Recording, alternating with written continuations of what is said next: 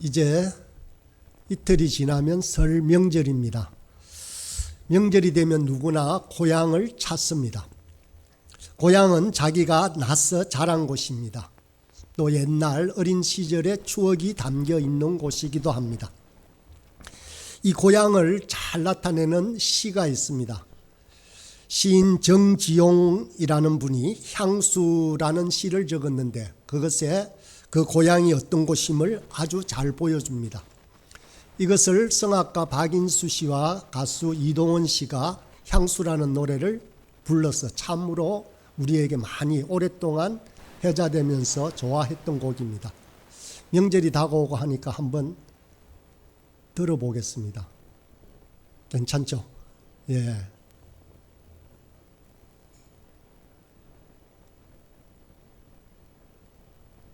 소리가 넓은 벌 동쪽 끝으로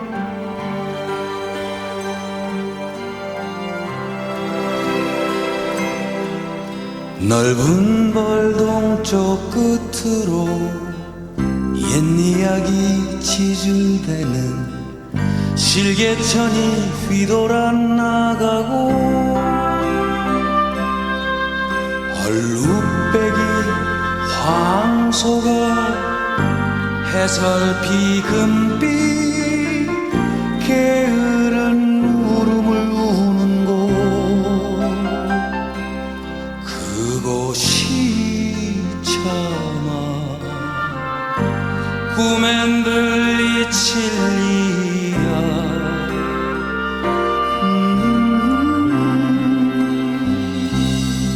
지가로에 채가 식어지며 빈 밭에 밤바람 소리 말을 달리고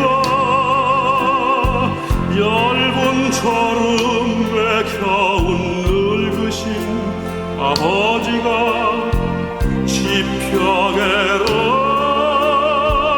돌아 거이시는 곳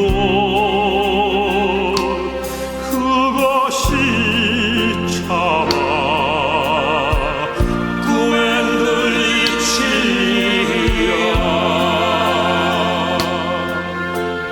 흙에서 자란 내 마음 파란 하늘빛이 그리워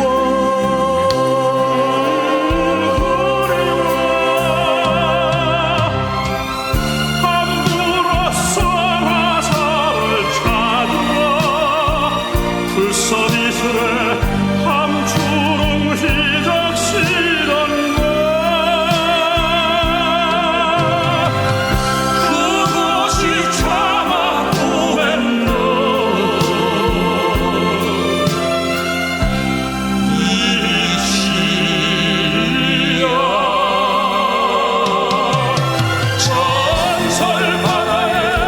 춤추는 밤물결 같은 검은 기린머리 날리는 어린 누이와 아무렇지도 않고 예쁠 것도 없는 사절 밟아서 아내가 따가운 햇살을 등에 지고 이삭 줬던 곳 그것이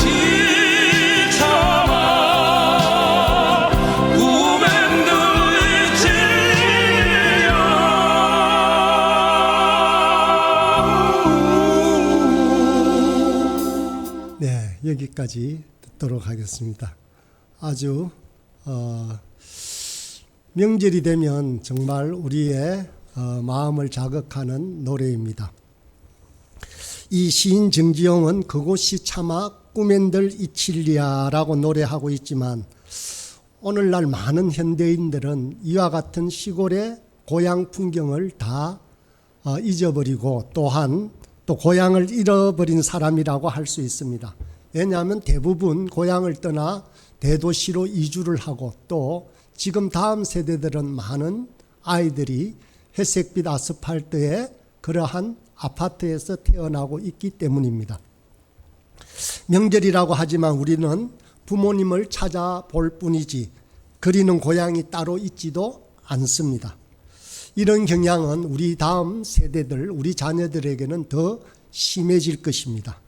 그래서 이제는 고향이라고 하는 땅의 개념보다는 가족 개념이 더 중심을 차지하게 될 것입니다. 가족이 있는 곳이 고향입니다. 그런 점에서 현대인들은 예전에 유목민과 같아진다라고도 말할 수 있습니다. 유목민들은 따로 정착하는 곳이 없습니다. 이곳저곳 떠돌아다닐 뿐입니다.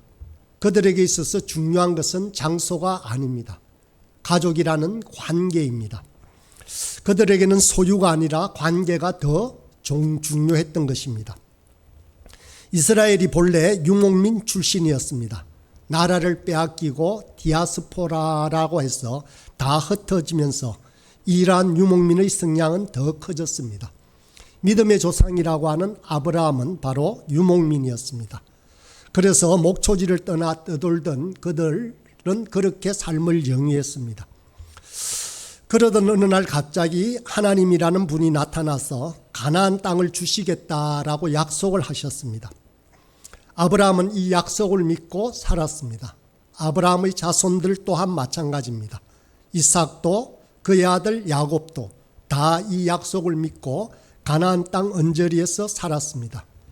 결국 모세와 여호수아를 지나면서 그들은 하나님의 땅, 그 약속한 땅이라고 하는 가나안 땅을 차지하게 되었습니다. 그러면 하나님의 약속이 완전히 실현된 것일까요? 그렇지 않습니다.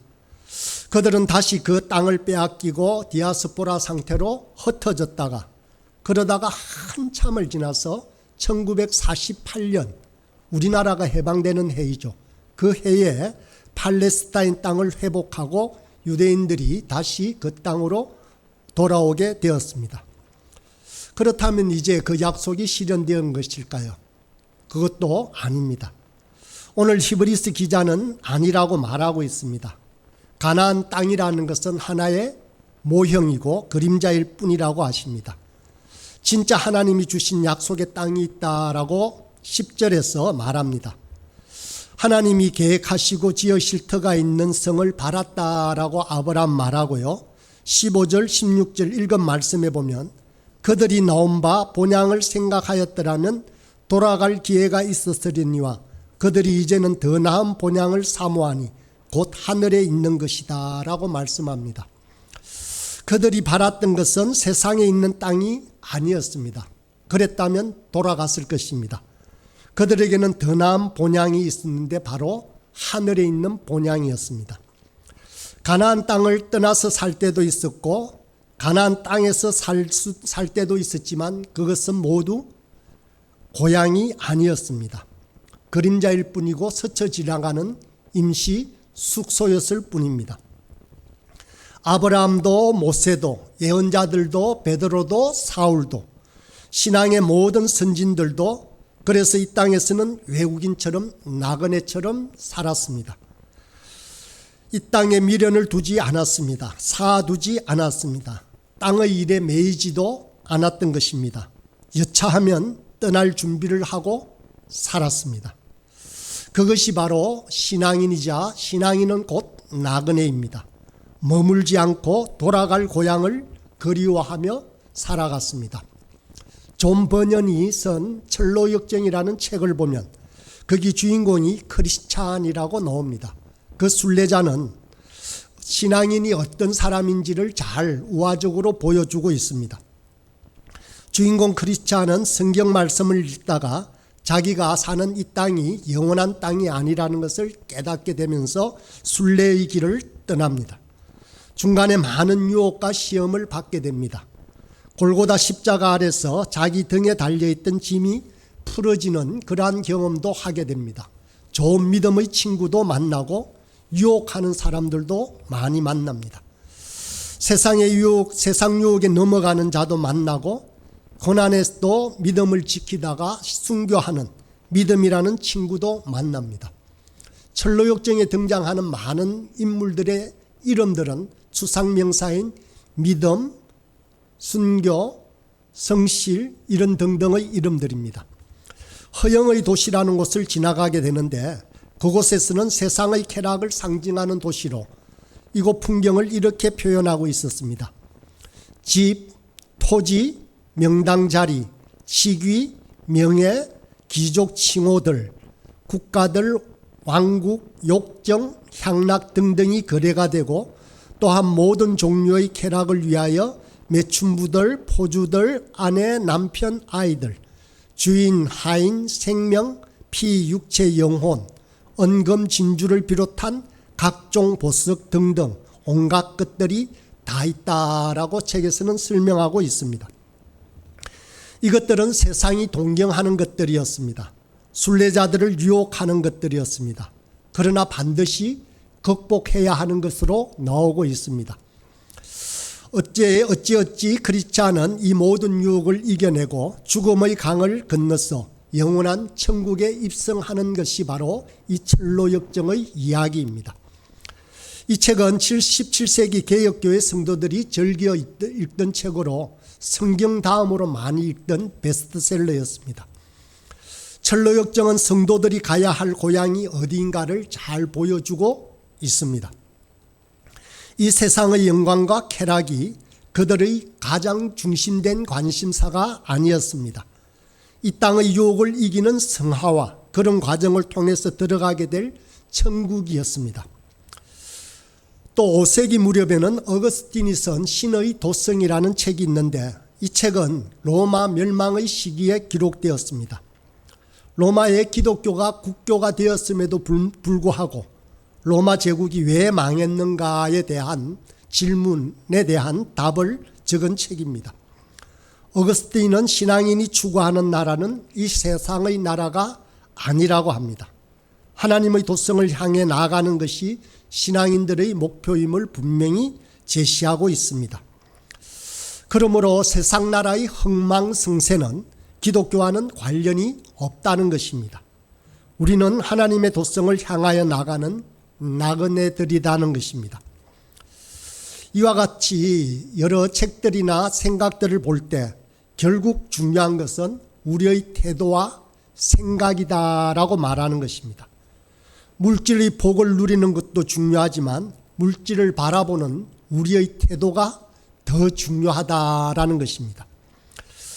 물질은 있다가도 없는 것입니다. 물질이 주어져도 만족하지 못하고 더 많은 물질을 탐하다가 불만족스러워지는 것이 바로 우리들입니다. 더 나은 본향이 있다는 것은 우리들로 하여금 물질에 대해서 마음을 비울 수 있도록 해주는 것입니다. 그것은 덧없는 것이고 잠깐 소유할 뿐입니다. 그래서 흔히들 말하지 않습니까?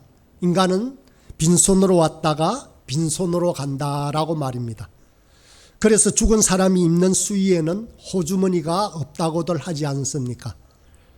죽음 이후에 영원한 본향이 있다는 것은 우리로 하여금 살면서 그 나라에 들어갈 준비를 하며 살아라라는 것입니다. 그 나라는 얼마나 많은 물질을 이 세상에서 쌓았느냐에 따라 들어가는 것이 아니랍니다. 주어진 물질로 얼마나 감사했느냐, 얼마나 잘 사용했느냐에 따라 들어가는 나라입니다. 죽음이라는 것은 우리에게 있어서 절대적인 문제입니다. 물질이나 명예나 권력이나 그 어떤 것들이 있더라도 인간은 결국 모두가 죽음에 다다를 수밖에 없습니다. 그런데 죽음 이후의 세계에 대해서 불투명하거나 확신이 없다면 우리는 가장 중요한 것을 놓치고 산다 할 수 있습니다. 신앙인들은 물론 영원한 본향인 천국을 믿고 있지만 그냥 머리로만 믿는 경향이 아주 강합니다. 진정한 확신으로 또 이것이 자신의 삶의 확고한 가치관이나 태도로 자리 잡을 수가 있어야만 합니다. 생각에 따라서 인간은 천국을 살기도 하고 지옥을 살기도 합니다. 어떤 복보다 생각의 복, 가치관의 복, 믿음의 복을 받을 수 있길 바랍니다. 우리 한국인들의 죽음에 대한 태도는 아주 매우 절망적입니다. 이것은 신앙을 가지고 있건 그렇지 않건 마찬가지입니다. 영화나 드라마를 보아도 이것들을 잘 느낄 수가 있습니다. 외국 작품들은 담담히 마지막 장면을 처리하는 데 반해서 우리나라의 영화나 여러 작품들을 보면 아주 죽음이 심각합니다. 그것은 암에 걸린 사람들의 태도에서도 잘 나타난다고 합니다.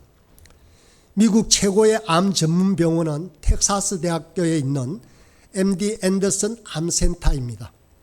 이곳에서 종신 교수가 된 한국인 의사가 한 분 있는데 그분이 바로 김의신 박사입니다. 이분은 2차례나 미국 최고의 의사로 뽑히기도 한 인물입니다.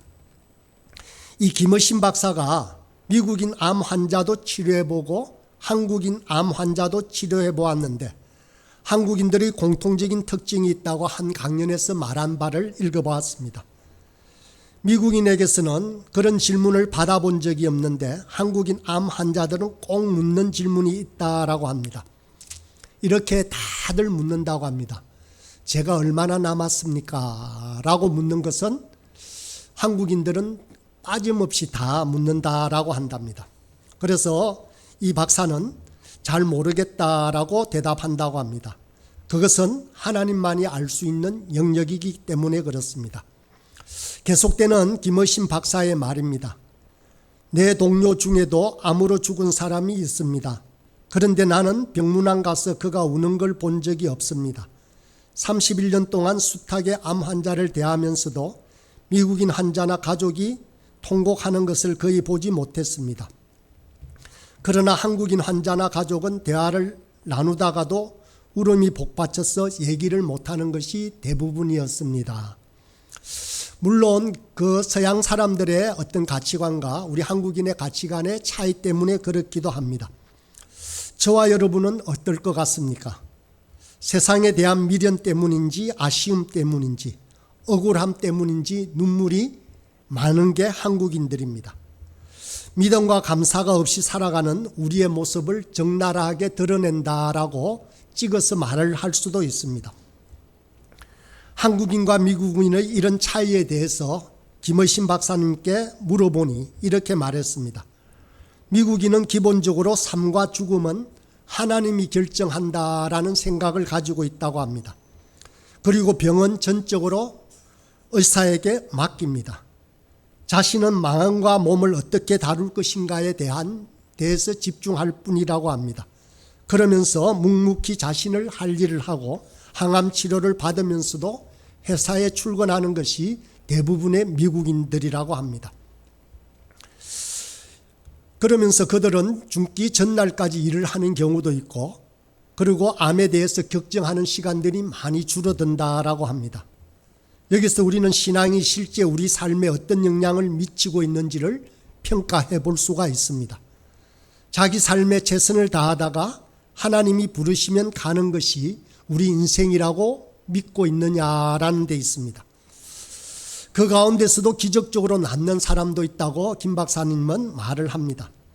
임종을 앞두고 호스피스동에 들어갔던 사람인데도 살아난 경우도 보았다라고 합니다. 그런 사람에게는 공통적인 특징이 있다고 합니다. 그것은 한마디로 겸손이라고 합니다. 모든 종교에서 말하는 공통분모이기도 합니다. 자신을 완전히 포기하고 내려놓는 것입니다. 어떤 사람은 신에게 모든 것을 맡기기도 합니다. 그럴 때 뭔가 치유의 에너지가 작동하는 것 같습니다. 라고 그 김의신 박사님은 이렇게 말을 했습니다.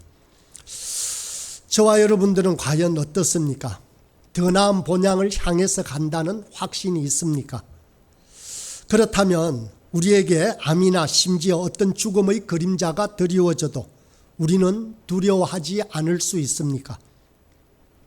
우리는 최선을 다해서 살다가 주님께서 부르시면 그때 더 나은 본향으로 간다는 믿음이 있습니까? 그러면 오히려 이러한 담대한 태도가 역설적으로 우리의 생명을 더 연장한다라고 말합니다.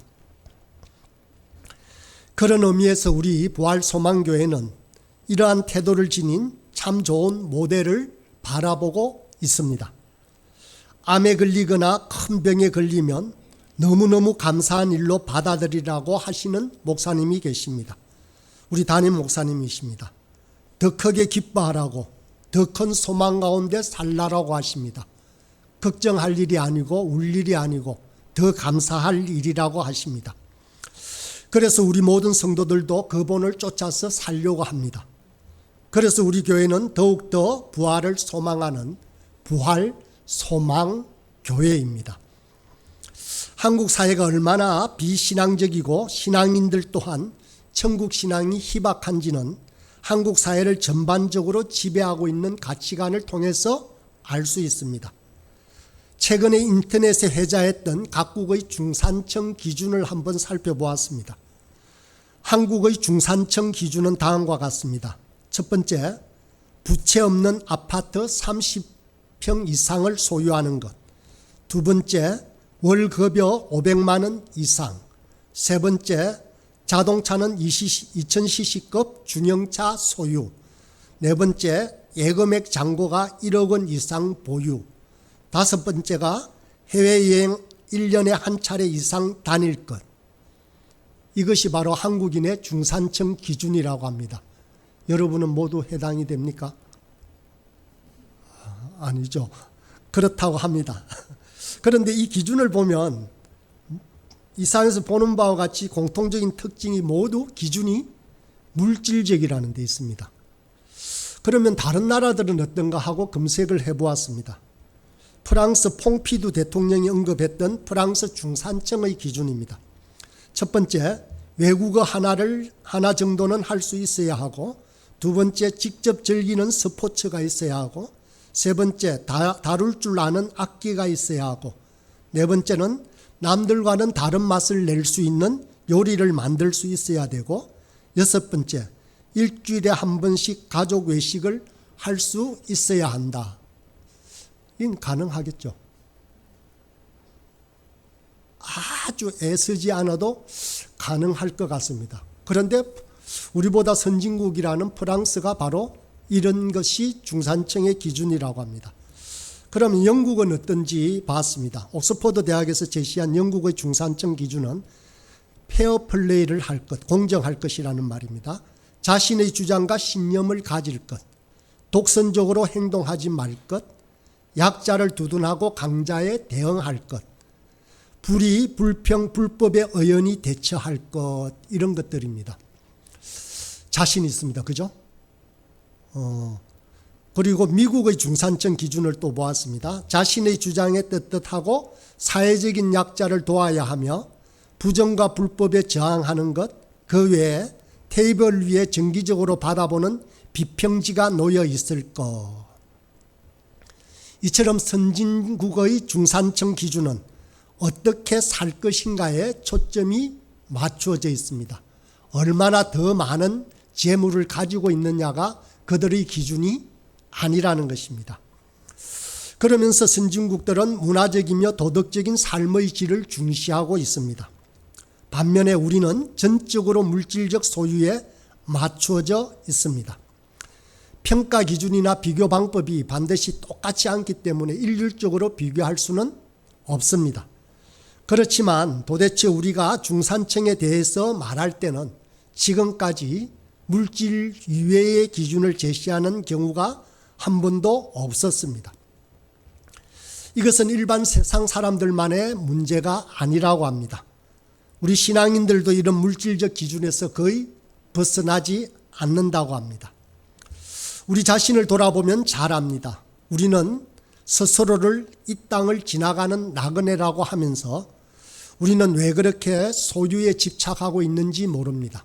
우리에게도 어느덧 일반 한국인의 가치관이 물들어 있습니다. 물질적 소유가 없으면 하나님으로부터 버림받은 것처럼 생각하기도 합니다. 하나님은 자신의 물질적 필요를 위해서 꼭 존재하는 것처럼 대하기도 합니다.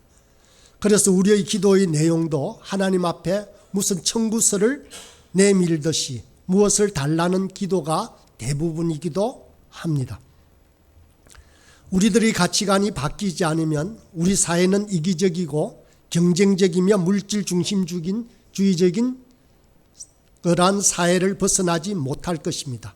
그러면 계속해서 불안하고 여유가 없는 그런 사회가 될 것입니다. 그런데 믿는 자가 이 세상이 아니라 저 천국이 우리에게 예비되어 있다라고 생각한다면 우리에게는 참으로 많은 여유를 가지며 살 수가 있습니다. 물질 말고 우리가 추구해야 될 다양한 가치와 삶들이 있다라는 것입니다.